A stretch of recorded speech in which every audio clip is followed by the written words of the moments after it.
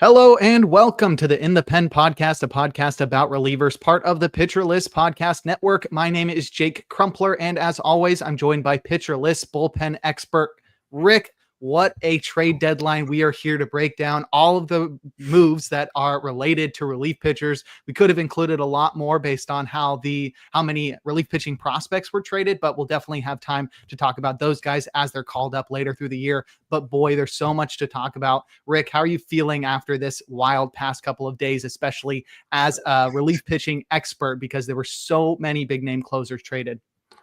Yeah, it's a bit exhausted. I feel like last night, especially being on the East Coast, like a lot of stuff started happening late last night. So I'm like, all right, deals keep coming in. I'm gonna stay up for a little bit. So I went to bed late last night, got up early tonight, this morning, hoping deals would start trickling in, and they did pretty early.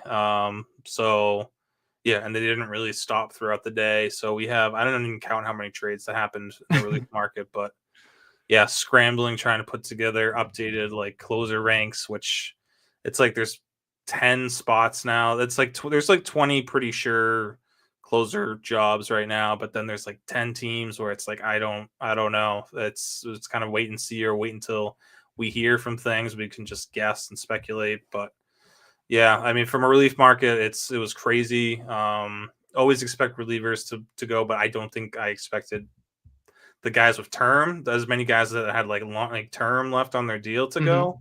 Usually there's a few, but like this year I feel like there's a lot. From a Red Sox fan point of view, it was terrible, awful day. Back-to-back years where it's just been a huge, massive letdown at the deadline. I do think the Red Sox came out as like the worst team today. I don't know how you can see otherwise. The Yankees, everyone in that division, even the Rays got better. Rays got better, Mariners got better, Rangers added to their bullpen, and the Red Sox added Steven Matz and Dustin May and gave up James Tibbs for Dustin May. I don't know. It's crazy. So now he's part of the, Devers trade essentially. So now it's, you gave up Devers for 2 months of Dustin May, Jordan Hicks, who's been terrible, and Kyle Harrison, who's still stuck in AAA. So yep, I know It was a salary dump, but like, it still would be nice to get something back in return in that trade.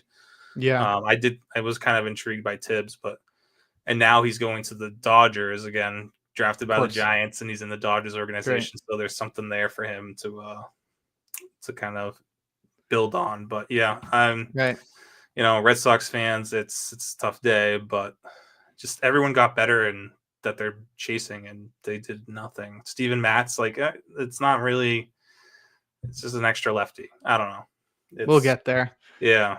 But yeah, I mean, as a Giants fan, I guess jumping off what you were talking about, it was sort of disappointing to see us selling because we had such a hot start to the season. We've got honestly like a star-studded team compared to what we've had in the past few years, especially under Farhan, where he was all about, finding diamonds in the rough and turning them into all-stars. But it's finally been a team in San Francisco that has a lot of notable names that are recognizable, but sadly terrible last couple of weeks, getting swept, like, what was it, twice in a row, once by the Pirates, just absolutely terrible. But Buster Posey was cooking.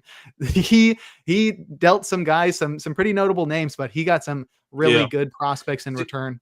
I feel like they weren't necessarily sure which direction they were going in, and then they got that offer for Tyler Rogers, right? And they were like, "Oh, okay, I guess we're selling. I guess we're gonna look into this." So yeah, and then everything kind of came down, and I'm surprised Verlander stayed. I thought he might have wanted to get out, and I don't know. The team, I'm sure, would have been interested in him.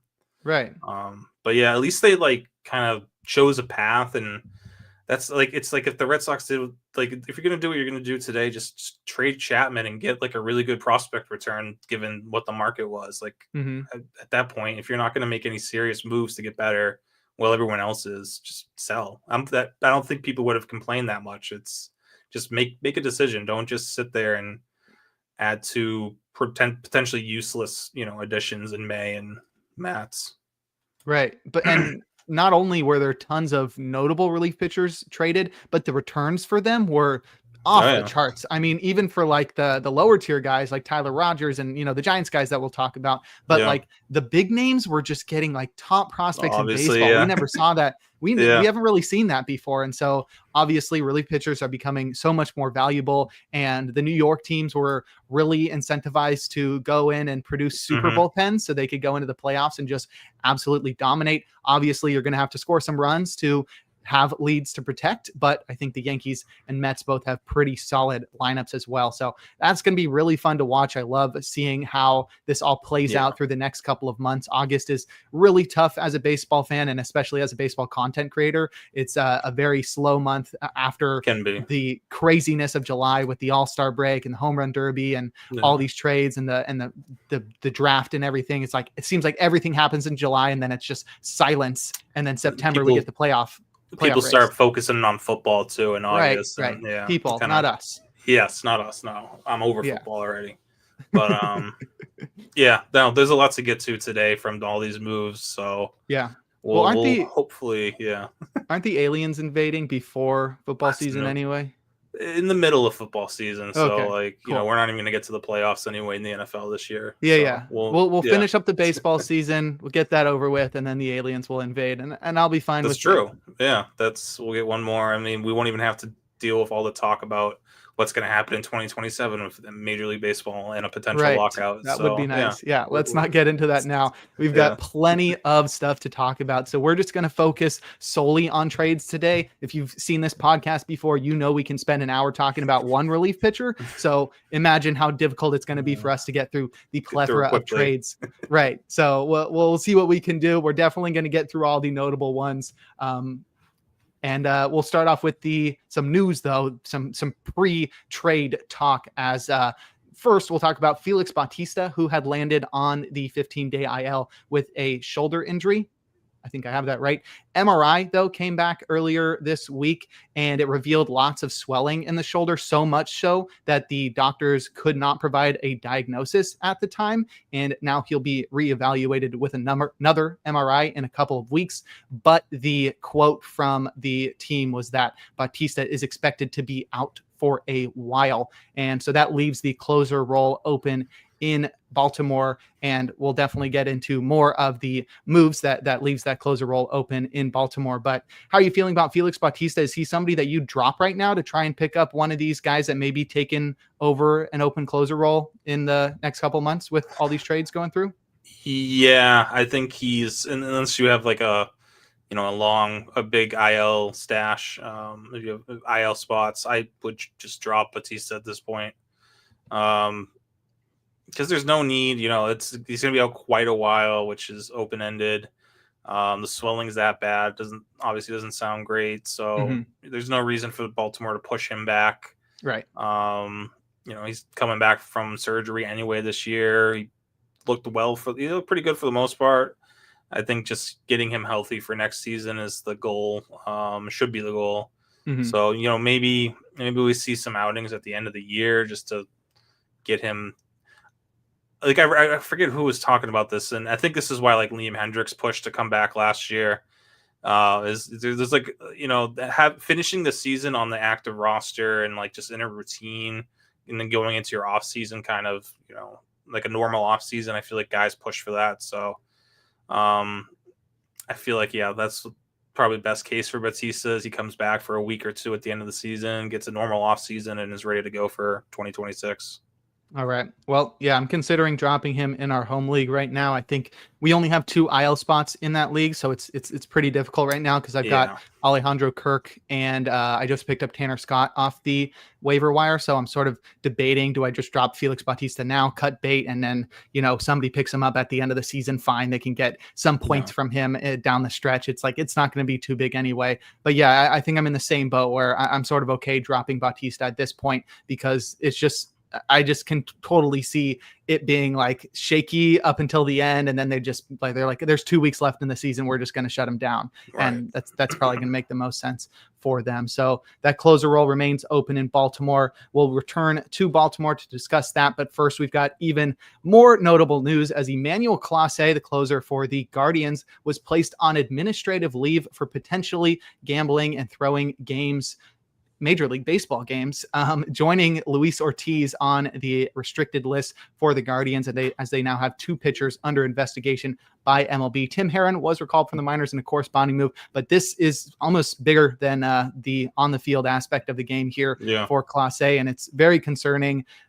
Does mean that Cade Smith is going to be the closer in Cleveland moving forward, but Emmanuel Clase going on the administrative leave is weird. I don't expect him back this season because this has been already going on for like a month or more for Luis Ortiz, and very concerning for Clase A's future, because this could mean he's out for like all of next season as well if the verdict is negative for Clase A's sake. Yeah, I mean, he's out until at least August 31st, but there's no way they're going to have the information needed to, make a decision on him being not guilty. And so he's not going to be pitching in September either. So we get Cade Smith probably for the rest of the season as the closer here. I'm a little worried with Cade Smith, just the overall workload, and he has struggled in July. I think it was early in July, he had some back spasms in an outing. And since then, he's kind of been, not the typical Cade Smith we're used to. So, maybe Hunter Gass gets a shot at some point, or Sabrowski even. But yeah, for Clase A, I mean, it's just terrible.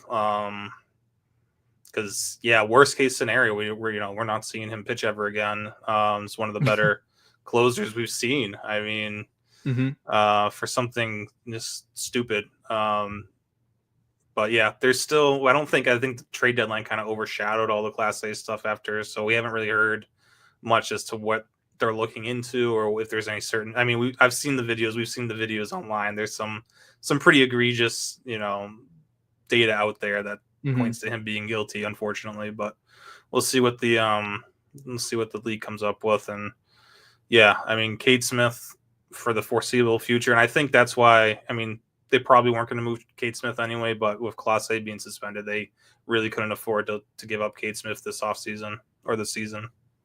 Yeah, pretty wild. And you're right that this definitely got buried by the trade deadline. This would have been news that people would have been talking about for a whole week had it happened, a month ago. But this is pretty wild stuff to get shoved under the rug. We'll see what comes of that. But I honestly wouldn't expect Clase A back this year. And if so, it'll be late in the season. I wonder if he stays game ready while he's on leave. But that is up in the air, and we'll see how that goes. Obviously, we want Clase A to be not guilty. That's always the goal. We don't want anybody to be missing time, especially for something that's not like a human rights violation, like some guys that still get to be in the league after doing stuff like that. But nonetheless, Clase A on administrative leave for the foreseeable future. Now we'll take a look at a couple of injuries and minor transactions before we dive into all of the injuries or all of the trades. First, we've got Jacob Webb, who was placed on the 15-day IL with back spasms by the Rangers. Luis Cervello was recalled from the minors in a corresponding move, but Webb was definitely a reliable arm in this Rangers bullpen, and they added a couple guys to replace him. But with Webb out, I think we've got some new setup guys in Texas. Yeah, I mean, we'll talk about the trades they made here, but there's also, John Grace in the bullpen now. He hasn't pitched well yet, but there's some hope at least that he's able to settle into a bullpen role. And they got Josh Spores coming back soon, Chris Martin at some point in August, plus the trades they made today. So they don't have like one of those stud closers maybe at the back end, but they have a deep bullpen when everyone's healthy here. All right. Now a couple transactions to cover. First, probably the most notable one that wasn't a trade was Blake Treinen returning from the 60-day IL after missing the last 3+ months with forearm tightness. Edgardo Henriquez and Will Klein were optioned to the minors in corresponding moves, but Treinen is definitely going to throw his name in the hat for closing in Hollywood alongside guys like Alex Vesia and Kirby Yates, and even Ben Kasperius has a save this year, and maybe some other guys that they acquired at the deadline could throw their names in the ring. And that doesn't even count Tanner Scott, who's probably going to be back at some point later this year. But definitely good for Dodgers fans to see Treinen back in that bullpen. And I think he's somebody that should be rostered in the majority of leagues, though he has struggled a little bit since coming back. Yeah, I think for now until Scott gets back, at least I would imagine some sort of committee between Vezia and Trinan getting the ninth inning. It's basically what we've seen so far. I do like Vezia a little bit better, but yeah, Trinan. I still feel like there's definitely 14 team or 14 team, you know, value there. Maybe even 12 team in certain leagues. So Yeah.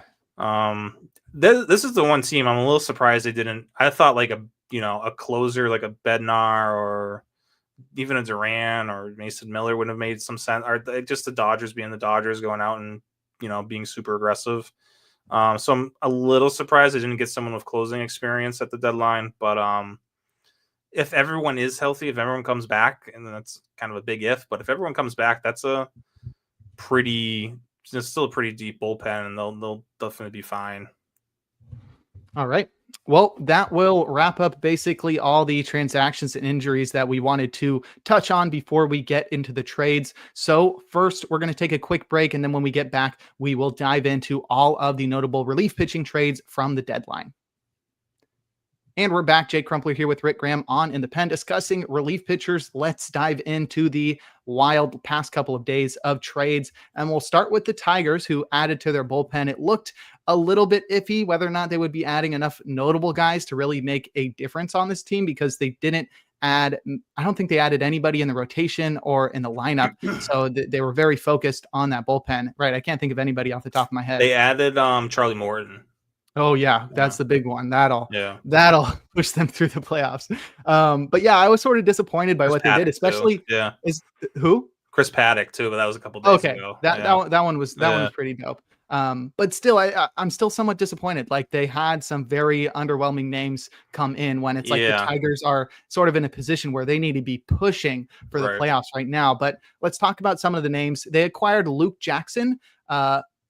They actually signed him after he was DFA'd by the Rangers. They also acquired Rafael Montero from the Braves in exchange for infielder Jim Jarvis. Then they got Paul Sewald in a trade with the Guardians in exchange for a player to be named later or cash. They immediately placed Sewald on the 60-day IL. He was on the 15-day IL when they acquired him, but they transferred him to the 60-day IL, and he'll be eligible to return in mid-September. Matt Manning was designated for assignment in a corresponding move. That was pretty notable. I thought he was just going to be, free agent fodder, but then he was then traded to the Phillies. So I was glad to see the Tigers at least get something out of that. And then maybe the most notable name, our boy Kyle Finnegan, finally found his new home, traded by the Nationals to the Tigers in exchange for the Tigers' number 15 prospects, starting pitcher Josh Randall, as well as starting pitcher RJ Sales. So 4 names added to that Tigers bullpen, none of which I think are going to compete with Will Vest for the closer role, which is really funny now looking at roster resource and seeing Kyle Finnegan right next to Will Vest. He's not. So sorry, roster resource. That one's wrong. But I hope not. Yeah. Ton of names going into that Tigers bullpen. Yeah, you kind of like at the top talking about the Tigers and now they added Morton and Paddock and now all these 4 relievers, but no one really sticks out. They didn't really make a splash. No significant ads, just kind of adding bodies. Finnegan, Montero's pitched pretty well this year. Luke Jackson, I'm guessing, is going to get DFA'd to make room for some of these guys after they picked him up. So I don't know how much longer he's going to be there. But yeah, Sewald, I mean, we don't know what we're getting. He's been injured for most of the year. He's going to be out until September. Could be a sneaky good move for them if he's healthy, for the playoffs and whatnot. But very big question mark. As is, Finnegan, I feel like this is one of the better landing spots for him, at least. This isn't, going from pitching in Washington to like Yankee Stadium and the Yankees. It's, easier division, easier ballpark. He could be okay there in a setup role. And Montero does have experience in high leverage. So there's, okay additions, nothing game changing. Not like what the Yankees or Padres or some of these other teams did today, but it's they got a little bit better at least, I guess. So we'll give them that. Right. So I was really surprised to see Finnegan find a landing spot, and I think the Nationals might have been a little surprised as well. So with him out of Washington, who do you think is taking over as the Nationals closer? Because we'll get into a couple Right. other guys that they traded. Actually, just right now, Andrew Chafin and Luis Garcia were traded by the Nationals to the Angels in It's another exchange weird one. for relief pitcher Jake Eater and first baseman Sam Brown. Jose Fermin was optioned to the minors by the Angels, but the Nationals trading away those guys makes a lot of sense. The Angels acquiring them doesn't really make much sense, especially because they didn't get anybody else at the deadline. Is such a Or if they, weird. It's an Angels deadline, yeah, man. It's like they totally don't. It's like we have Mike Trout, so we're not gonna sell. But and there were right. talks of like Taylor Ward and Joe Adell being available, and like Mhm. nothing happened there. Yeah, not even like Um, Tyler Anderson. yeah, and it's like yeah, they option Jose Fermin. I mean, Jose Fermin might be better than Luis Garcia right now. So I Oh, don't. yeah, definitely. It's always just a weird Angels being Angels move. Mhm. Um, yeah, I think this is the one open spot right now that I am somewhat confident in knowing who's going to replace the closer and Kyle Finnegan. I feel like Jose Ferrer is the just by default the only option there. He's been even when he struggled this year, they've stuck with him in the 8th inning, 7th inning. He's definitely been up and down, but he's been better as of late. Left-handed, but the stuff does, you know, eye tested screams closer. You know, he throws Yeah. upper 90s, changeup and slider can be good at times. It's not consistent with them, but yeah, I feel like for me or for Ferrer is the first option they're going to turn to. If he fails, I really don't know where they go to. I mean, they've got a bunch of failed starters in there, so maybe one of them, or there's some guys in the minors they might call up. Maybe Brad Lord gets moved back into the bullpen. We'll see, but yeah, the safe money here is on Jose Ferrer being the closer, but you know it's not the highest upside guy to chase. But given the fact that it's like between him or trying to choose between what's happening in Baltimore or, you know, with the A's or even St. Louis, I think I would prefer Ferrer just because there's some safety in knowing that he's most likely the closer. All right. Well, speaking of Baltimore, they activated Keegan Aiken from the 15-day IL after he had missed some time with shoulder inflammation. Yeromil Geraldo was optioned to the minors in a corresponding move, but they did ship out some guys as well. Very much expected. Sir Anthony Dominguez was traded by the Orioles to the Blue Jays. That one was pretty crazy because it was during a doubleheader between the teams. So after game one, he just like switched dugouts, changed jerseys, switched bullpens. Very weird. I don't know why teams do that to players. Giving them backwards, the upside down 8. Did you see that on his jersey? I did see that. Yeah. Yeah. And it's like, why does that 8 look weird? Yeah. But the Orioles acquired Jordan Watts Brown in a corresponding move or in exchange for Dominguez. And then the Blue Jays designated Chad Green for assignment, which was, I wouldn't say confusing. Chad Green's not incredible, but there's plenty of other names in that bullpen that I would have expected them to get rid of instead. And then the Orioles also traded Andrew Kittredge to the Cubs in exchange for shortstop Wilfrey De La Cruz, the Cubs number 13 prospect, according to MLB Pipeline. So all of the relievers that we expected to be shipped out of Baltimore, Gregory Soto, Sir Anthony Dominguez, and Andrew Kittredge all got traded. And that leaves that closer role open there. I, for one, was somebody who was saying Yennier Cano was going to be the closer there. And then in like the first day without both of those guys, he pitched the 7th inning and allowed 5 runs. And that was like the day after Corbin Martin got a save. So roster resource suggesting Corbin Martin's the closer there. He does have the only save by the Orioles over the past week. But who do you think is going to be the closer in Baltimore? Yeah, I think this might be one of those situations where, yeah, Martin, they didn't plan on Martin getting the save on Tuesday, but he got the job done. And they might just roll with it and see how it goes. No harm in that. If they strike some, you know, strike gold with Martin here, they can, you know, trade him next off season. He's got no option. He has 0 options left. But yeah, if Martin does falter, if they do go back, I mean, Aiken and Cano made the most sense as forming some sort of committee here. Right. But maybe they just set up Corbin Martin and, you know, ride the hot hand with Martin. But Yeah, because I mean, obviously we know Cano's struggled this year, and even Keegan Aiken hasn't been the same guy he was last year. He's been off a little bit, so yeah, I expect Martin to probably get the next save chance, and then I don't know if that goes well, he might keep the role. If not, they might just use these three in a committee that benefits no one fantasy wise. So let's hope for. I'm hoping for Martin at this point, because yeah, Cano's really hard to trust. I know this team's not going anywhere, but it's even hard to trust him in any situation right now. So yeah, my money would be on Corbin Martin, but you never know. The Cano's got more. He's got the age factor working for him and experience factor, so that could win out.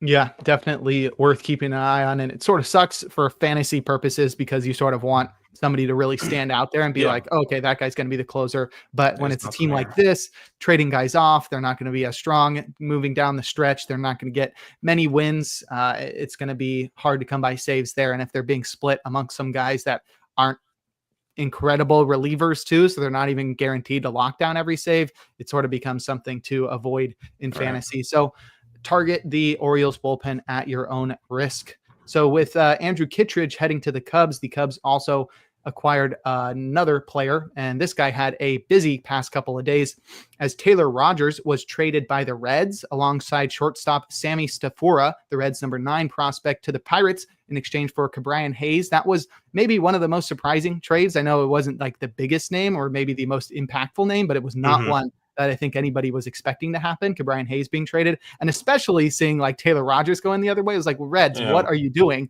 Especially being like, oh yeah, that's just what the Reds need, another infielder, right? Like it felt like their outfield's bad and like their pitching always needs upgrades. And they're like, what if we got another infielder and made our bullpen worse? It makes no sense. But they did make room for Luis May to be recalled from the minors. So bit of a lateral move there. But then Taylor Rogers was traded by the Pirates to the Cubs, which made a lot more sense from a Pirates standpoint. I expected the Angels to do that, honestly, with like Luis Garcia and Andrew Chafin, just acquire those guys, maybe get somebody else, but they didn't end up doing that.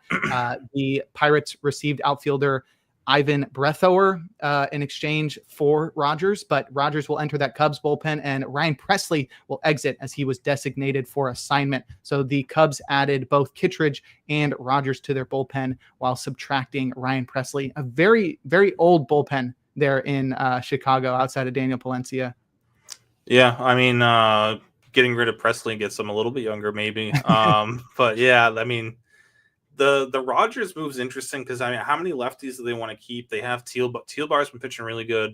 I mean, Pomeranz is like, he's been pitching better, or his numbers are better than the metrics show, but I still feel like he's someone I would take over Taylor Rogers at this point. So Rogers is like their third lefty now. And I get that's, you know, teams do like to roll with 3 lefties sometimes, especially, you know, in the playoffs. A lot of those, like the Dodgers are loaded with lefties. Mets have a lot of good lefties, so it does help having 3 lefties, I suppose. But yeah, Presley's, I mean, that's kind of crazy to think at the beginning of the season. You know, there was a big deal about him going to the Cubs and being the closer there, right? And just DFA'd at the deadline. You have to wonder, I don't know how much bad blood there is between him and the Astros, but it would make it, there's a bit of a natural fit for him to go back to Houston, considering that they could use probably one more right-handed reliever in that bullpen. So I wonder if he gets back there. But yeah, we'll see. I was almost expecting like Phil Matone to go back there, but it didn't happen.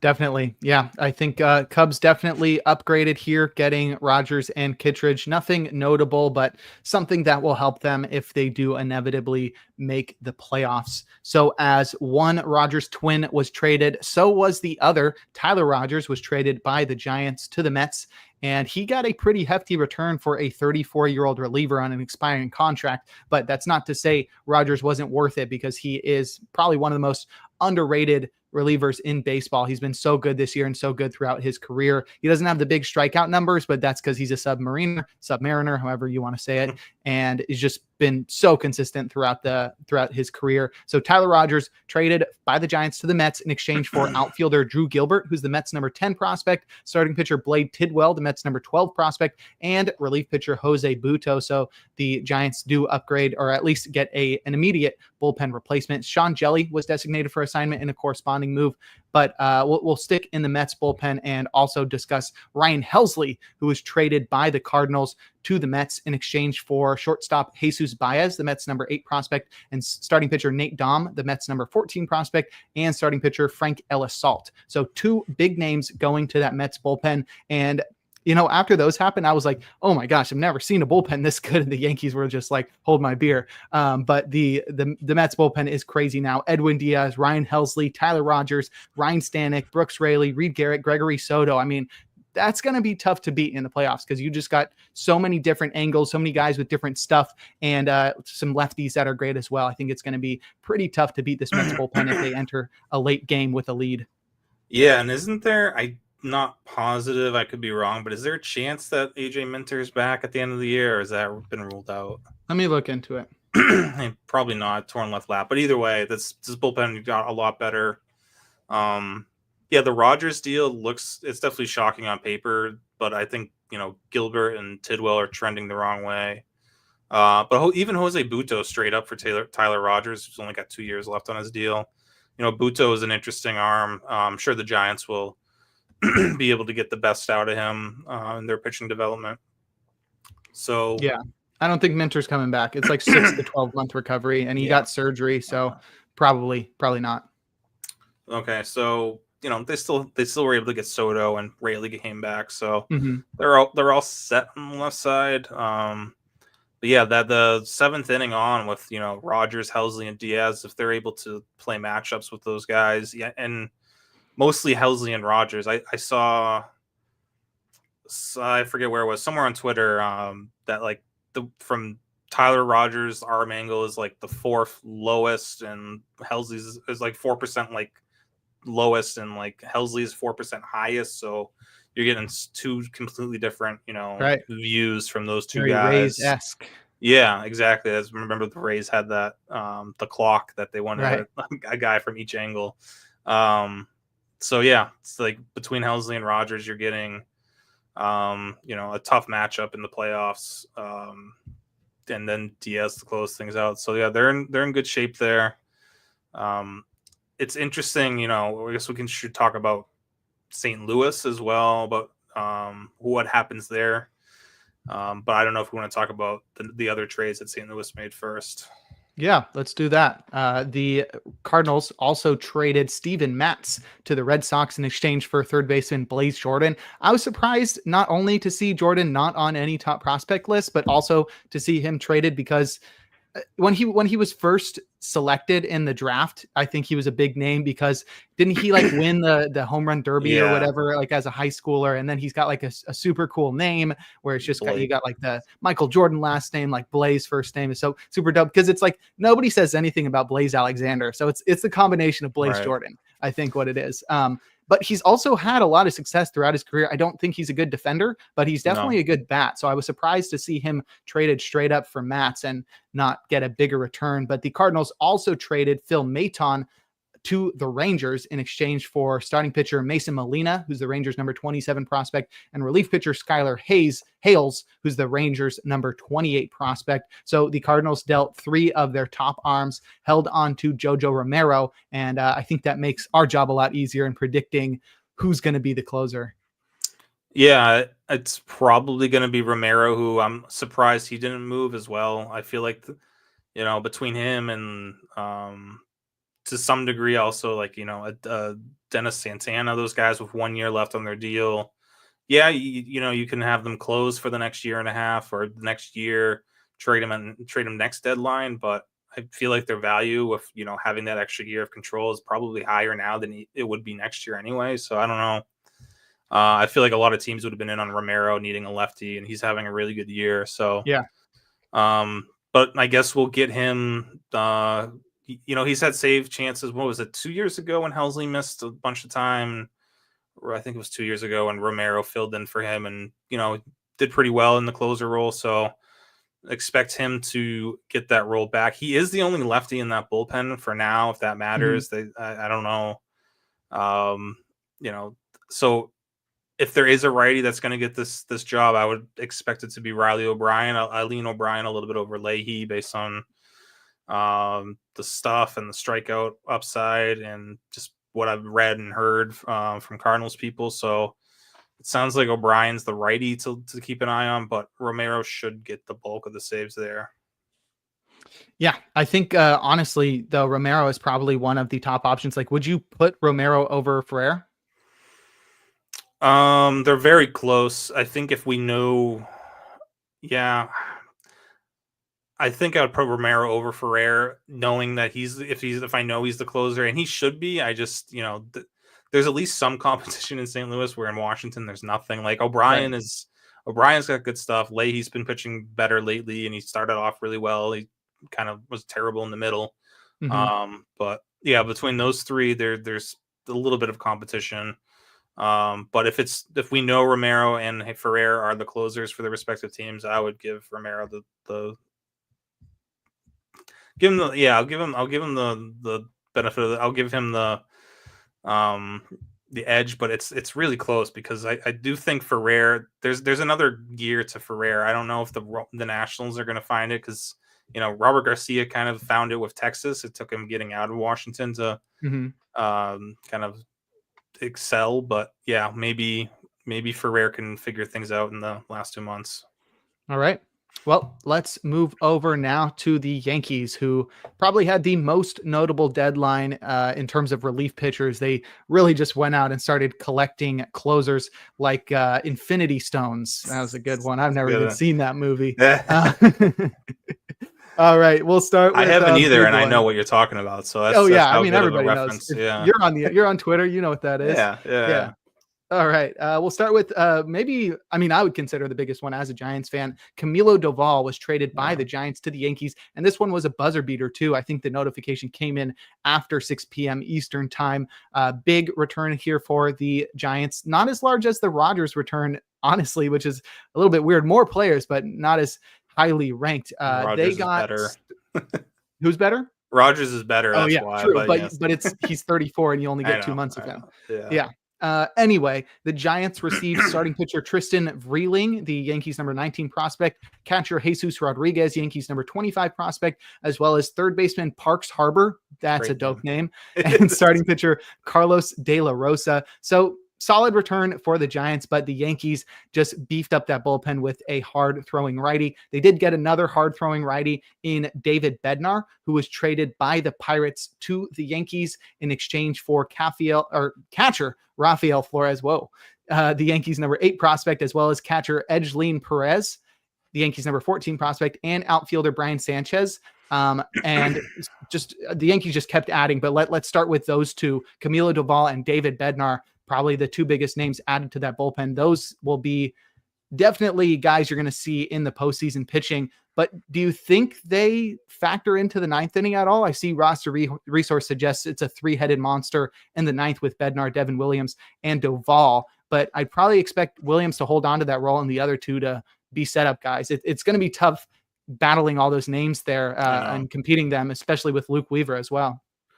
I don't think Doval doesn't deserve to be in this. I think it's between Bednar and Williams, and I'm guessing Williams gets the 9th. My guess is perfect, or best perfect world scenario for the Yankees. They go Doval in the 6th, Weaver in the 7th, Bednar in the 8th, and Williams in the 9th, which is crazy. Broke. That's crazy. I know. So your starters just got to go 5 innings. If you can get and you have guys like Rodon and Fry.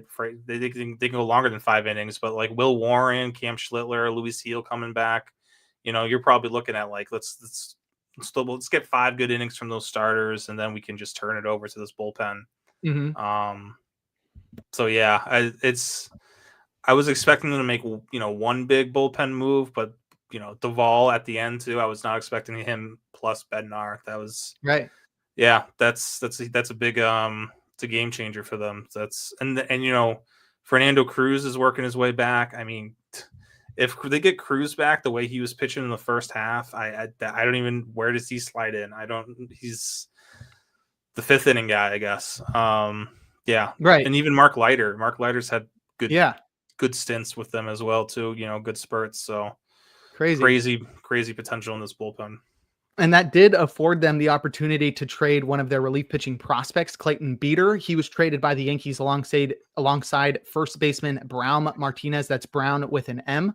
He was traded to the Nationals in exchange for Ahmed Rosario. We won't really touch on that one. Beeter may be somebody that factors into the Nationals bullpen this year, though I don't think he's going to be fantasy relevant at all. But then that leads into another Yankees acquisition as they acquired Jake Bird from the Rockies in exchange for second baseman Rock Riggio, another great baseball name, and I think he's going to fit well in with the Rockies as well. Yankees number 10 prospect, as well as starting pitcher Ben Shields, the Yankees number 28 prospect. And this was one of those names that we were sort of begging to be traded out of Colorado because he's had such a great season this year.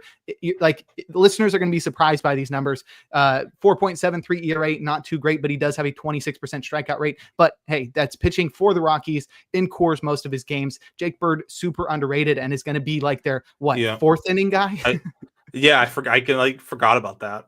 He's an innings eater too. I mean, he's thrown a lot of innings. And he's slowed down a little bit lately, but I think getting out of Colorado is definitely going to help. I don't even know what his what his role is, but just gives him another arm. He's funky too. He might be more of a specialist for them. But yeah, when everyone's healthy there, when they get Leiter and Cruz back, they're gonna have to make some tough decisions. They already sent down Ian Hamilton.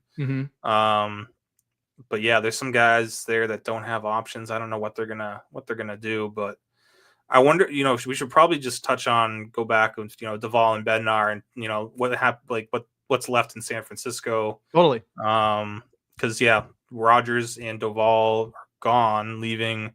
Hopefully this opens the door for Randy Rodriguez to be the closer moving forward.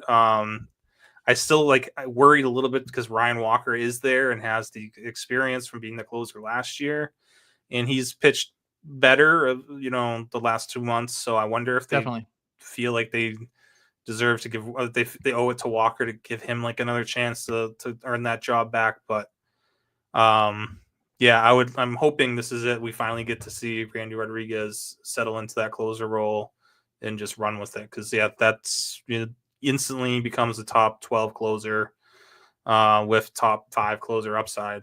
Definitely. I'm also very hopeful of that, but I am not as convinced as you are that Rodriguez, it's just based on how the Giants have operated. It just feels like they're just going to throw Walker back in there just to not put any pressure on Rodriguez nor raise his arbitration price this offseason. I don't even think Rodriguez is eligible for arbitration yet next year. I think still one more year of contract renewable status.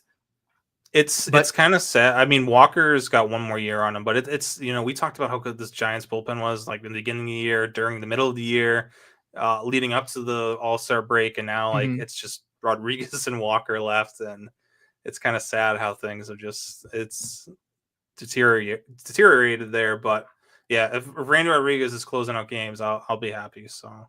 That would be dope. Yeah, definitely for fantasy purposes, he would be one of the top closers in baseball based off how good of a season he's had. Walker, not so much, but we have seen Walker be a guy who, in the preseason, we ranked him in the top 12 pretty much unanimously there. So if Walker can recover the form that he had there, that would be cool. Jose Buto's probably going to get some holds there as well because that bullpen is depleted now. And I think even guys like Joey Lucchesi, who has no saves, no holds on the year, but he does have a 1.56 ERA somehow, is probably going to be getting some holds as well as the top lefty in San Francisco. So much different looking San Francisco bullpen as two of the guys that they've had in that bullpen for many years pitching late in games are gone. And then, as you mentioned, in Pittsburgh with David Bednar heading to New York, and Dennis Santana not getting traded, which I was very surprised of because I was saying if they trade anybody, it should be Dennis Santana because good luck getting a great return on him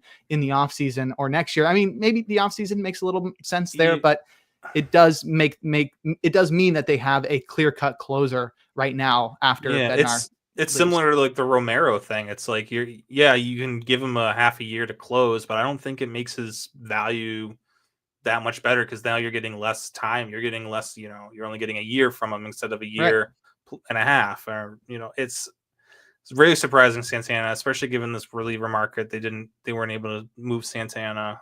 But for fantasy purposes, yeah, he's easily like a top 15 closer the rest of the way, probably. Pirates will struggle to win games, but when they are up, Santana will no doubtly he's gonna get the ninth inning. So yeah, I in like deeper leagues, like really deeper leagues, I was like kind of stashing Isaac Mattson, just like hoping that Santana would also get moved. But yeah, it looks like Santana is gonna be the guy there the rest of the way. That's right. And where would you rank him among like the Jojo Romero and Jose Oh, Ferrer? he's above Okay. that. Yeah, he's like in the Will Vest tier of Oh wow. yeah. Santana's been awesome this year. I know some of the underlying metrics have been a little shaky, but I'm still firmly believe in Santana, especially given the situation where there's no competition for him there anymore. Yeah, that makes sense. All right, bouncing off of the Tyler Kinley move, or spoiled it. Bouncing off of the Jake Bird move, we'll discuss Tyler Kinley, who was traded by the Rockies to the Braves in exchange for relief pitcher Austin Smith, 26-year-old minor league reliever. Eniel De Los Santos was designated for assignment in a corresponding move, and the Braves also recalled Daysbel Hernandez from the minors in a corresponding move to Grant Holmes landing on the IL. Such a weird, we were talking about this before recording, but such a weird deadline for the Braves. They had plenty of guys they could trade. I mean, they're not making the postseason. This is a chance for them to recoup some value on guys that are heading to free agency, but instead they held on to guys and then even acquired others, bringing in Tyler Kinley, who will still be controllable next year via a club option. But then they also had guys like Eric Fetty and Carlos Carrasco. Not sure. I mean, those two sort of make sense because they just had so many injuries in that rotation. I think it's better to have, some veteran guys just throw some garbage time down the stretch instead of, putting a lot of pressure on young starters. But bringing in Tyler Kinley sort of doesn't make a lot of sense for this year. But with Daysbel Hernandez returning and Tyler Kinley entering that bullpen, we've got a bunch of guys in there that could be scrambling for holds, but really not a lot of shakeup in that Braves bullpen, which is very unexpected considering the names that they had to trade. And unfortunate because I was kind of hoping for some moves here and things to open up. Especially like Dylan Lee, I was hoping he would get a chance to close out some games, but they basically swapped out Rafael Montero for Tyler Kinley, which makes sense. You're getting Kinley for $5 million next year. Get him out of Colorado, hope for better results in Atlanta, similar to Pierce Johnson, what they did with them. So it's a weird move, but I'm fine with it. It's weird that they didn't move Iglesias. I wonder how far talks got. Maybe they were just asking too much, or if they just really want to try to re-sign him. Right. Yeah, but I mean, doesn't make sense. Yeah, it's you could. It's not like he's going to be like that great next year. He's definitely he's on the back end of his career. Yeah, he's 35 and a half. You could always re-sign him in the offseason, even if you did trade him. Right. I get why people do that. Like, why did the Royals extend Seth Lugo? Like, the Royals were honestly so weird trying to like buy and like save their season. Like, you are not making the postseason. They're not making the They're making like weird, fringy moves. That Randall Grichuk, they had Adam Frazier earlier, and then extending Seth Lugo. Like, you could have, I guess, from like this is totally tangent, but I guess from like a player standpoint, Lugo probably was like, hey, I don't want to have to like relocate my family for the next 2 months and then have the uncertainty in the off season. But it wasn't even like they got a discount. Like, they signed him for $46 million over 2 years for a guy who's in his late 30s. And like, nothing against Lugo. He's great. He's been really good for the Royals and, one of the best pitchers in baseball the past couple of years since having that breakout. But I don't know. I felt like they could have traded him and got a ton back and then re-signed him. But I don't know. I'm sure there was some sort of level of safety that Lugo preferred. But yeah, why didn't they trade Raisel Iglesias and sign him back? I don't know. I don't think we'll ever know. If they really want him back next year, just you get something for him here and sign him again. But I don't know. The Braves are just gonna look to keep that bullpen. They're gonna get Joe Jimenez back too. Okay. in August, so they'll have like a really good full bullpen strength bullpen, for a pretty good terrible bullpen team. for a team that's not going anywhere. So Right. yeah, Right. And then the injury to I'm with Acuna that. too, just to like Yeah, cherry on right. top of like just a terrible season for the They didn't Braves, move Ozuna unfortunately. either. I'm just No. realizing that Well, I too. mean, I don't think anybody wanted him, and it sort of Yeah, ruins the whole Ozuna from the yeah, Braves meme. yeah. But I don't know. Yeah, interesting deadline for the Braves, to say the least.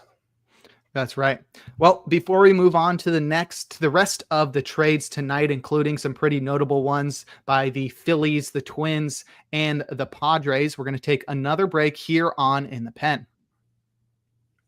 And we're back. Jake Crumpler here with Rick Graham on In the Pen discussing relief pitchers. We're moving through all of the trades from the trade deadline, and we'll start talking about some Mariners trades as Caleb Ferguson was traded by the Pirates to the Mariners in exchange for starting pitcher Jeter Martinez, the Mariners' number 13 prospect. Also a good name. Right. So Ferguson will be a much needed lefty in a bullpen that was relying heavily on Gabe Spear, who was the only southpaw in that bullpen for most of the season. He's been great, but definitely Ferguson will take some of the pressure off of him. Ferguson is a veteran of many years in the league, and he's still just 29. So I think he's going to be a solid addition to this Mariners bullpen. Nothing crazy, nothing fantasy, impacting, but definitely a solid addition for the Mariners. Yeah, it's good. And they gave up, I mean, Martinez is a pretty interesting prospect, 13th ranked prospect for just a lefty specialist. I mean, it's kind of a big return. So yeah, they needed to add a lefty in that bullpen. They've, like you said, Gabe Spears been, doing all the heavy lifting from as far as left-handed bullpen help goes there. So give Spears some help. Kind of surprised they didn't add another bullpen piece. But yeah, I mean, they made their big moves on offense, and that was where they had the biggest need. So I guess that their makes lineup sense. is crazy now. It's I can't fun believe now. they got both corner infielders from the Diamondbacks. Like they got Josh Naylor, and I was like, oh, I guess they're not getting Suarez, and they were like, No, you we'll want to bet? both. Yeah, perhaps. It's interesting both. how they have how Roster Resource has their new lineup with Arozarena, Raleigh, Julio, Naylor, Suarez, Polanco. I mean, that's pretty. I kept seeing like lineups with JP Crawford hitting leadoff. I'm like, I don't know about that. I don't know if he's sticking up there. But yeah, this is a fun lineup now. And if that rotation, you get Kirby and Gilbert cooking, going into October, this team's going to be tough to beat. Playoffs is going to be really fun this year if these teams yeah. head into October healthy.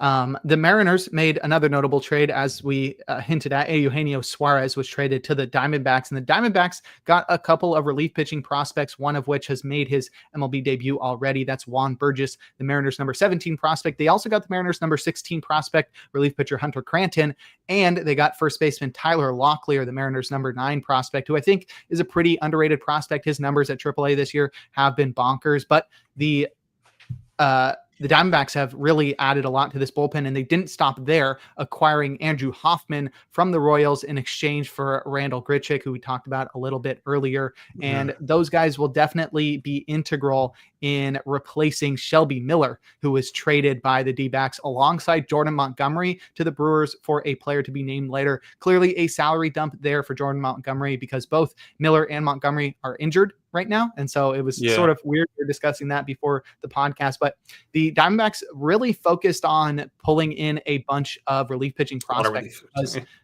because in the Josh Naylor trade, they also got Brandon Garcia, who is a lefty who is already in that bullpen right now. So a lot of names heading to that Arizona bullpen. How are you feeling about the returns they got in the bullpen? I don't know a whole lot about the prospects they got, but I mean, they are restocking the depth, I guess. And you look at, so Justin Martinez is going to be out for next season as well, most likely. Ginkel's got this year and next year. So I'm guessing, you get Ginkel basically in the closer role for this year and next year, and then Martinez comes back. But outside of that, it's like this bullpen is wide open. There's a lot of question marks everywhere else. AJ Puck's not going to be back with them. I'm guessing he gets non-tendered since he's going to, unless they give him a 2-year deal based on his Tommy John too. So this bullpen's just completely wide open. I was waiting for the Shelby Miller. There was like nothing on Shelby Miller, and then he kind of just that trade sneaked through right at the last second with him going to Milwaukee. And again, Milwaukee didn't do anything else, right? I think that was it. Yeah, kind of a little bit of a letdown for that team because they've been playing so well. I feel like maybe they just didn't want to, mess up any sort of chemistry. Right.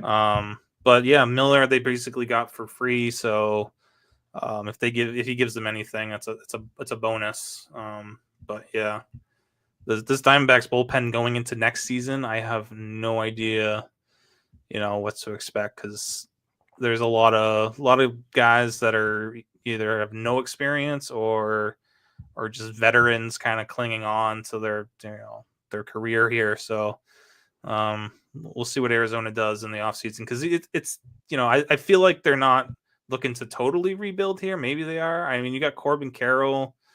I guess they don't have much else, but I don't know. Arizona is an interesting team to watch this offseason. Definitely.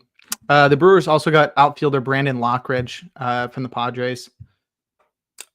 Oh, that's right. They gave up Cortez. Yeah, interesting. Mm-hmm. Yeah, I forgot about that. So very quiet deadline, though. You're right, and that's probably because their old GM that probably would have been shaking things up a lot is now managing the Mets, who have made a lot of moves. So maybe if it was the other way around, we would have seen a lot of Brewers moves. But moving forward, we'll discuss one of the biggest trades. This one came through yesterday. JHOAN DURAN was traded by the Twins to the Phillies in exchange for catcher Eduardo Tate, the Phillies number 4 prospect and the number 56 prospect in baseball, and starting pitcher Mick Abel, who's the Phillies number 6 prospect and the number 92 prospect in baseball. I sort of called this one, I think 2 days ago, when one of our league mates in our home league, well, he's actually not in our league anymore. He was the previous year, but he's still in our group chat. He asked me where I think Duran was going to go. And I said, I don't know if anybody's going to give up the prospects that are needed to get Duran, but if it's going to be anybody, it's going to be the Dodgers and maybe the Phillies, but I don't think the Phillies will do it because they'll have to give up one of Painter or Abel. Called it. I'll just called it. Nice. But definitely a move I didn't expect the Phillies to really have the courage to make because they really needed to bring in a closer and especially one that is going to be here for a couple of years. And they went out and got one of the best in baseball, bringing JHOAN DURAN into Philadelphia, and he will immediately be the closer there. Yeah, that was maybe, I don't know. There was a lot of big trades here, but I feel like that's like the most important, if that makes any sense, of the reliever trades. Like the Phillies needed this. They gave up a lot, but I feel like it's one of those win-win. It's a fair trade for both teams. Phillies needed not just a guy who could fill in as the closer for this year, but long term, you're looking at someone who, they don't have to worry about adding the Jordan Romanos or Craig Kimbrels of the world. So yeah, Duran gives them some stability moving forward. Takes a little bit of the edge off, Matt Strom and Ryan Kerkering, David Robertson, who hasn't looked. I want to talk about David Robertson, but he wasn't a little worried about what's going on in minors with him. His velo's way down. He hasn't gotten one whiff yet. Oh gosh, I know, but yeah, at least there's no, he's just going to come back in like a middle relief. There's no pressure on like being super reliant on him. Right. So, and if it doesn't even work out, it doesn't work out. Whatever. You don't need him. You got JHOAN DURAN. You got JHOAN DURAN, Strom, Kerkering. Yeah. Maybe Romano. Now that bullpen looks dope again. Yeah. Maybe Romano is better in a lower leverage, situation. Will Alvarado be back this year? I mean, Alvarado comes back August 18th, 19th, something like that. Oh, yeah. Wow. Okay. So they could just be at full strength again and honestly better than they were before Alvarado left. Yeah. I mean, you don't get Alvarado for the postseason, but at least you get him for the rest of the regular. Shoot. Yeah, I know.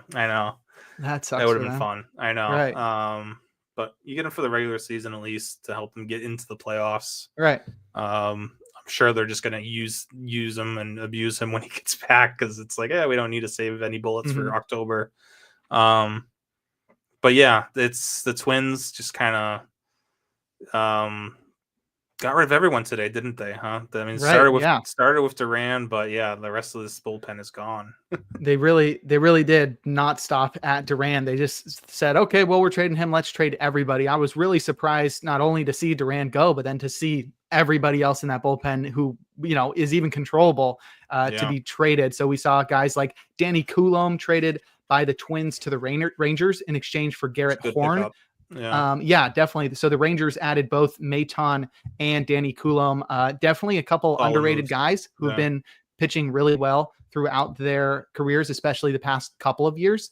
And I think those are very solid names to add to that bullpen. Not sure it's going to be enough to propel the Rangers to the postseason, but definitely addressed a bullpen that needed a couple of arms there.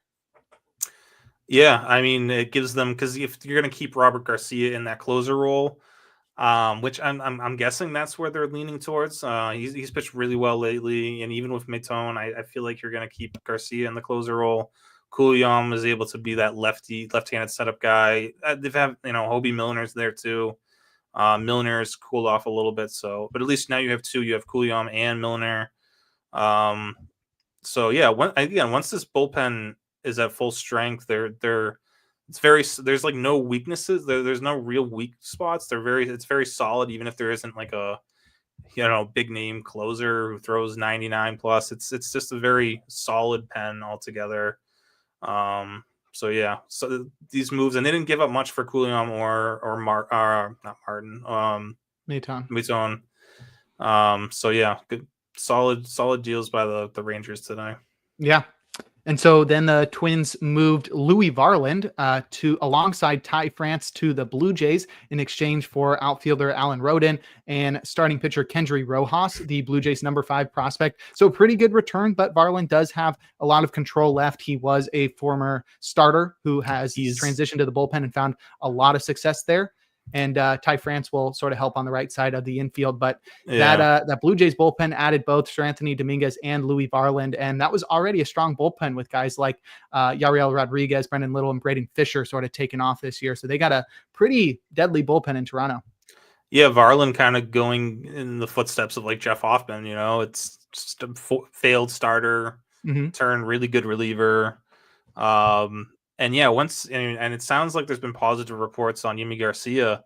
So once you get Garcia back here, this Toronto versus Yankees bullpen, I obviously think the Yankees have a little bit of an edge still, but this Toronto bullpen, 1 through 8 is really, really solid as well. There's no real weak spots here. Some tough decisions to make, like you're gonna have to Mason Fluharty, Paxton Schultz probably don't even crack the top 8 here. They DFA'd Chad Green. I know he hasn't been good this season, but still, I think trying to figure out the situation here, like how do they get the ball to Jeff Hoffman in the 9th? I feel like Sir Anthony Dominguez gets the 8th, and Varland gets the 7th until Yimi Garcia comes back. Would be my guess. I feel like those are the 2 guys to get in save plus holds. I don't know what Yariel Rodriguez. Maybe they use him more middle relief, or I don't know. They switch his roll up a little bit, but I trust Dominguez and Varland a little bit more over Yariel Rodriguez at this point. Yep. Well, the Twins didn't stop there. They also traded Brock Stewart to the Dodgers in exchange for outfielder James Outman. Not a big return there, and Brock Stewart heads back to his original ball club where he failed at originally as a starter. So that was probably the biggest addition for the Dodgers. So I was glad to see that, because you know how the Dodgers are. They're always cooking up something crazy, and they always have enough prospects to be able to pull something off. And they called up that dude Alex Freeland, and who's their number 3 prospect. And I thought that was like, okay, put this guy on display so that we can get some huge names. So I was relieved to see only Brock Stewart join that bullpen. But he's pretty cool, and they've got him in the closer committee with Alex Vesia and Blake Trinan right now. He's been really good again this year, which is a recovery after last year's disappointment following his 2023 breakout. So Brock Stewart heading to the Dodgers bullpen, which at full strength would have been pretty deadly, but without Michael Kopech and Evan Phillips and Brusdar Graterol, they'll be relying heavily on guys like Stewart, Trinan, Vesia, Scott, and Kasparius and Yates, and I guess Alexis Diaz. Yeah, for now. And I know like the Dodgers didn't make any impact move. Oh, this is an impact move, but they didn't make any of those big Dodger splash type moves. Yeah. We were expecting. I was expecting. A lot of people were expecting. That being said, though, I feel like the Dodgers like absolutely crushed the deadline because getting Brock Stewart for James Outman, just I thought there was more to that. I mean, Outman's not going to factor into this team, probably not this season, probably never. Dustin May was on his way out anyway, and you get some good prospects for him. And then the trade that they made with like the Rays and the Reds too, what they got in return there for like a AAA catcher. I mean, they made some moves around the edges that I feel like it's just these are the types of moves the Dodgers make, and this is why like they're able to make bigger moves because they make these small moves that they get these prospects from other teams because you think about the Dodgers, it's like they're always trading for prospects in these deals too. Like they're getting prospects and then they're able to ship them off for bigger pieces, and that's part of the reason why the Dodgers are able to just keep churning out big time returns and trades. So yeah, the little trades like these that the Dodgers are able to make, and you get a big impact. You get a big impact arm without giving up a prospect. I mean, Stewart was. I think Stewart's one of the more underrated bullpen arms. I know there's some health concerns with him. He's had a really hard time staying healthy the past couple of years, but yeah. If he's healthy for the Dodgers, I mean that's a huge get for them. Those words don't really go together. I know that's the thing. He's going, yeah. I mean, Minnesota might be the only place that's worse than LA as far as keeping pitchers healthy, or players healthy in general. But right, Royce Lewis, Byron Buxton, to name a couple. Correa, right. But I think Stewart, yeah, if they don't, if they don't love what Tanner Scott's been giving them in the ninth inning, I know he's been very up and down. I mean, I wouldn't be shocked if Stewart finds a way to some saves at some point. I think he still has to work through Trinan and Vezia and on Scott, but they're, he's going to definitely get holds there. And yeah, the Dodgers typically, when they get a good reliever, they make him even better. So yeah, the arrow's pointing up on Brock Stewart. Right. Yes. Not only on roster resource, but in real life as well. Yes. Well, the Twins didn't stop there, and they were just like, hey, you know what? You're still here, Griffin Jax. Get out of here. They traded him to the Rays straight up for Taj Bradley. Pretty notable trade. I think Jax is going to be one of the best returns from the deadline. He has been perennially underrated. I think like a top 10 reliever in baseball. And I don't think there's many people that are super tapped into that opinion, but Jax has been so good for the last few years, so reliable. And now heading to the Rays, imagine like what his ceiling is now. And you even mentioned some possibilities of weird usage there for Jax, but huge addition there for the Rays. They still get him for a couple more years as well. So with Pete Fairbanks having a club option next year and possibly getting traded in the offseason, they do have a closer of the future if they want to use Jax in that way. But to get him for a starter that they had just optioned to the minors in Taj Bradley, pretty dope. Yeah, it's like, Stewart and Jax going for like teams, up and down relievers or outfielders. It's just I know Bradley was a big prospect at one point, but I don't know if that star has faded a little bit. But yeah, Jax for the Rays. I feel like he's going to start off as like a setup guy for them this year.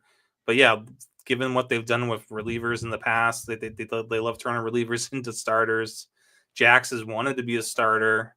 I think we might be seeing Griffin Jax in the rotation next year. Which gives him, like we were talking about earlier, it gives him like 2 years to get paid and when he's a free agent in 2028. So yeah, I think Jax, if he's not a starter next year, there's, like you said, Fairbanks has a club option, which they'll either, pick up or, if they do pick it up, they could always trade him too. So, it would have been nice, I guess, because Jax at the once they traded Duran, I'm like, all right, Jax is going to be the closer here. And there was like no way in my mind both of them got traded. Up until 5:59, I'm like, all right, this is. I mean, Griffin Jax was the guy to add this past weekend. then him and Varland both go at the last minute. Right. And this Twins bullpen is just in shambles. So with Jax going to Tampa Bay, he's better than Fairbanks. Do you think there's a possibility he closes, or are they going to have him as like a high leverage arm? Well, I can't speculate on Fairbanks, but like I feel like at some point, part of the thought process was that Fairbanks is gonna be on the IL at some point, right? I Right. mean, He's gotta. he's always on the IL at some point in the season, and he hasn't yet this year. So maybe this is them preparing for that, or maybe they just want to bolster their bullpen for now. And again, they see Jax as a really good starter for 2 seasons, and they could probably trade him in 2027 and get a nice return if he pans out as a starter. But yeah, I mean, he's better than Fairbanks right now. I don't know if they'll move on from Fairbanks at the moment, but they could, especially getting closer to the postseason. They might have to move some things around. Edwin Uceta has been pitching really, really well too lately. And he's already kind of that like multi-inning high leverage guy that they have. So Right. yeah, it'll be interesting to see how they use him and Jax along with Fairbanks. I mean, if you really think about it, though, like when Jason Adam was there, Adam was better than Fairbanks too, Right. and they liked him as the setup guy. Yeah, I don't think for them it doesn't really matter. Yeah, who the best reliever is. I think Fairbanks is best off himself. He's best off as being just like all right, I'm going to get the 9th inning, just being that guy where he can get into a role and a rhythm, pitching that way. So yeah, Jax will probably have all sorts of different usage for the time being. All right. Well, that leaves the Twins bullpen absolutely wide open. I mean, oh my gosh. I waited until right now to get my reaction of looking at that bullpen, seeing who was left. Oh, really? There's nobody left. I mean, they traded everybody. We went through a lot of names, but the guys left are Cole Sands, Justin Topa, Cody Funderburk, Michael Tonkin, and Noah Davis. Wow.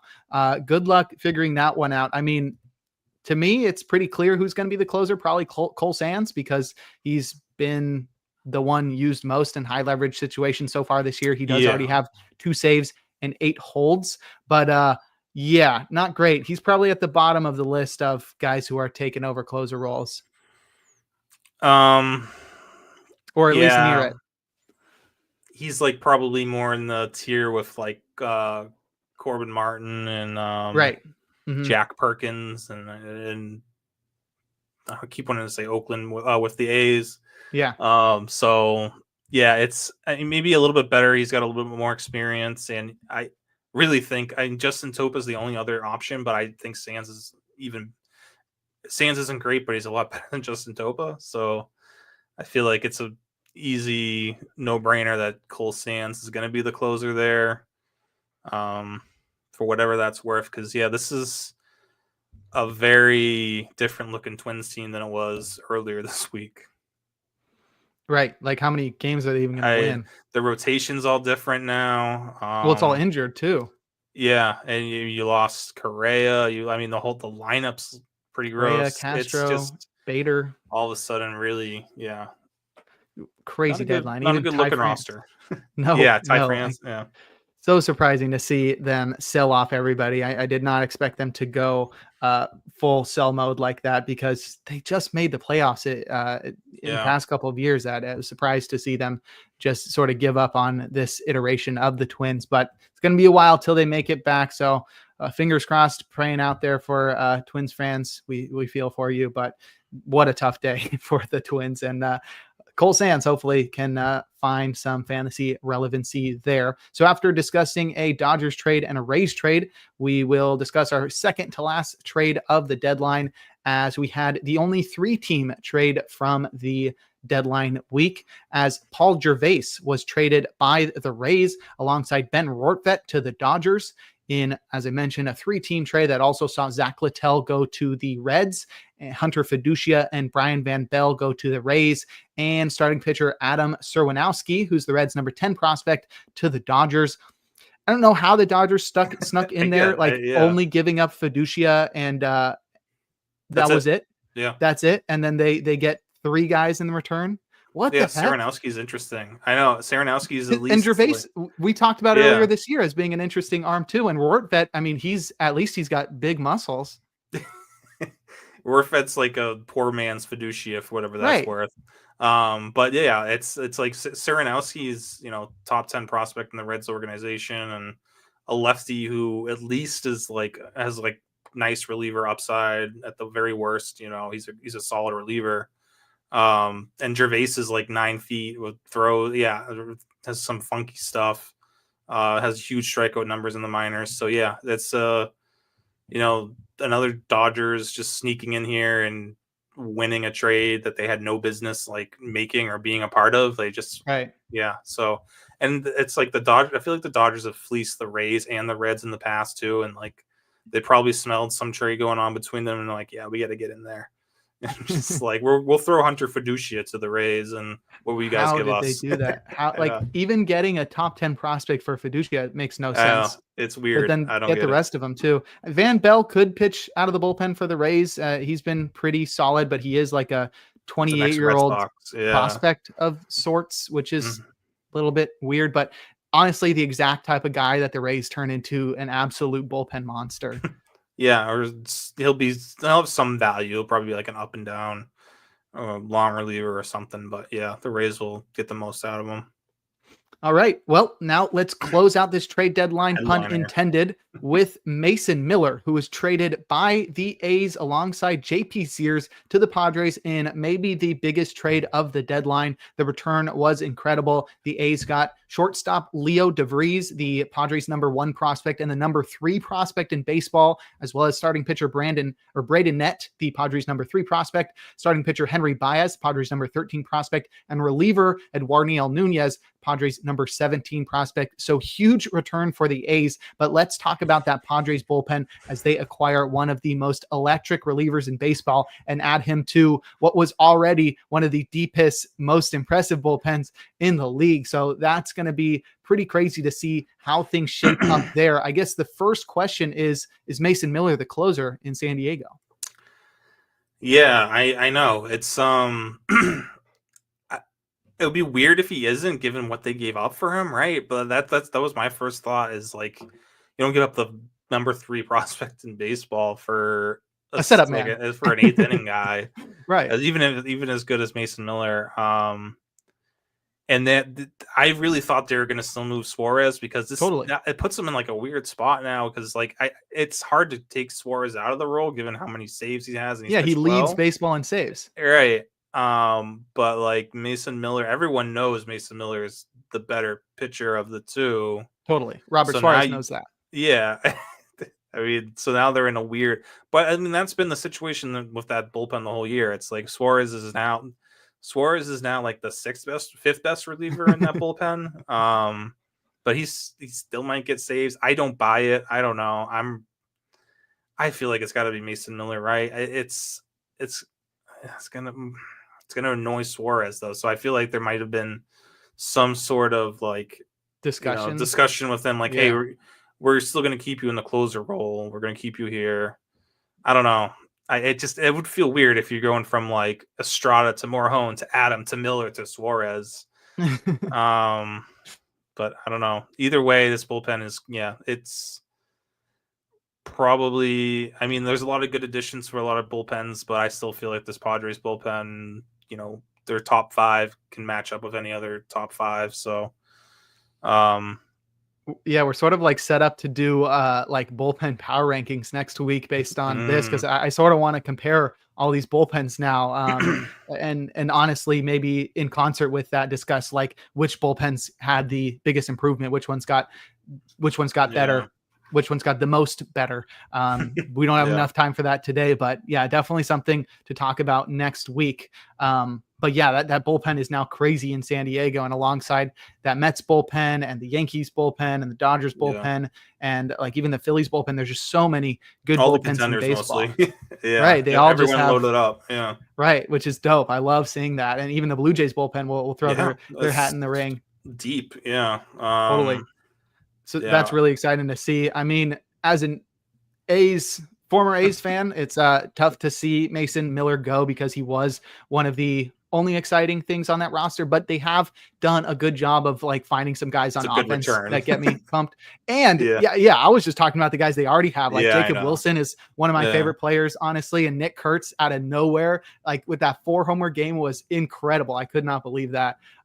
So they've actually got some exciting guys on offense, but seeing Mason Miller go hurts a little bit. But that return is incredible. I mean, I'd trade pretty much anybody on that roster for that return, because holy moly, getting the number 3 prospect in baseball. And I think there's definitely an argument to be made that DeVries should be the number 1 prospect in baseball. I mean, he's a switch hitting shortstop. Isn't he like 18 still? And he's just tearing up the minor leagues. And you watch highlights. Yeah. You watch highlights of his homers and stuff, and he's just incredible. He looks very dope. And that's definitely going to be a really fun A's team when they get to Sacramento. They're going to be really fun. And that sucks for the A's fans in the Bay Area. That's right. They're already in Sacramento, in Vegas. But once they finally get to Vegas with their, that report came out today, for sure. the $2 billion stadium. Did you see that? Yeah. The price just keeps Vegas. Going up. Yeah. That team's going to be dope. And to get a couple pretty good starting pitching prospects, and even Eduardo Nunez, who is I think an underrated reliever as well, as a number 17 prospect of the Padres. I think he could quickly factor into this A's bullpen, probably not into the 9th inning, but I think that's really the next question here is who's closing for the A's now that Mason Miller is gone, because the pickings are slim. Yeah, I mean, that lineup set up pretty nicely for the future. The pitching and this is what they got to work on now. Yeah. Then the bullpen, it's a mess. I know they have the veterans, like they have Sean Newcomb and Michael Kelly in the closer role here on roster resource with Jack Perkins. I hope it's Perkins. He got the save the other night. I don't know. He is a starter turn reliever. I mean, similar to Mason Miller, I guess.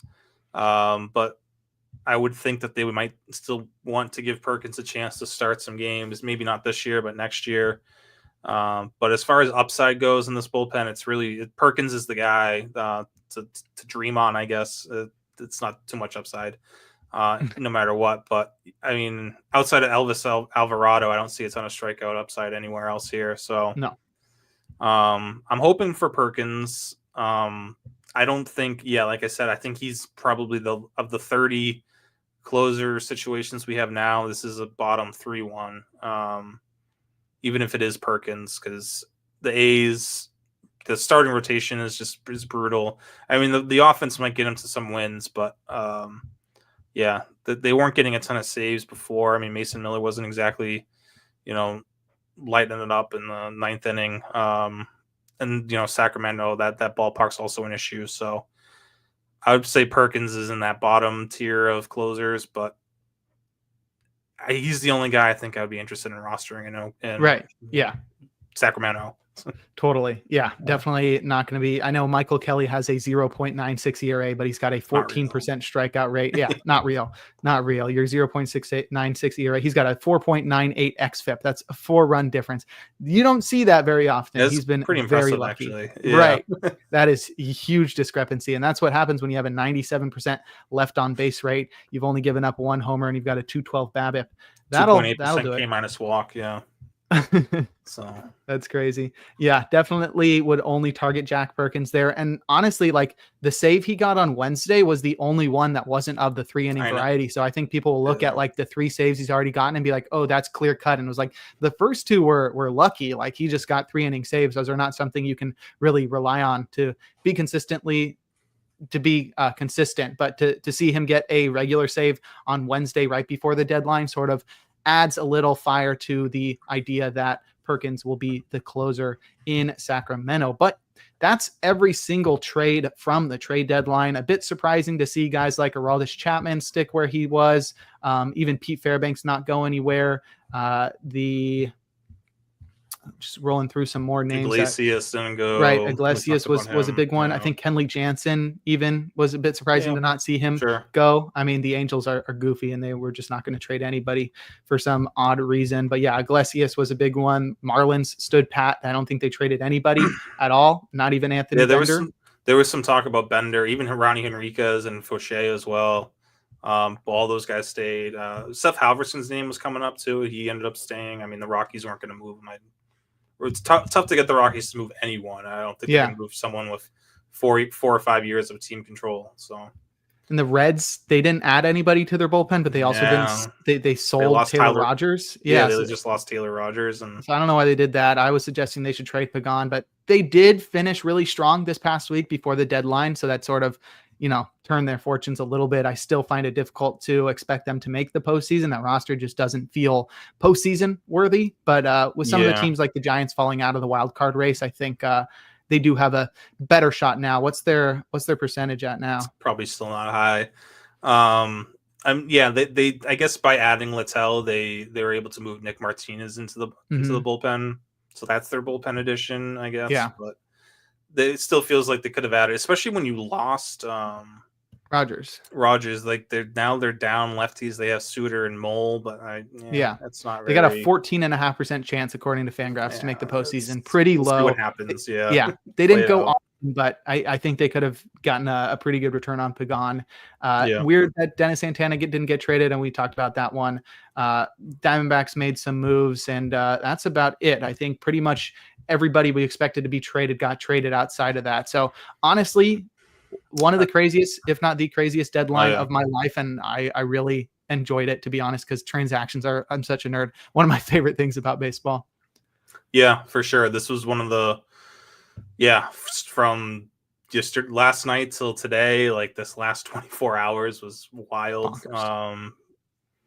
And especially from us covering relievers, like trying to keep up with it was fun. It was a exciting time. I do think we didn't really talk about the Cubs bullpen. We talked about him earlier, but a kind of a small winner or a big winner in all of this, I think, is Daniel Palencia is still closing out games. I think there was a worry forgot to mention too. Porter Hodge was activated from the 15-day IL and then straight to the minors. Right. I feel like the Cubs having faith in Palencia's, it's correct because he's been awesome.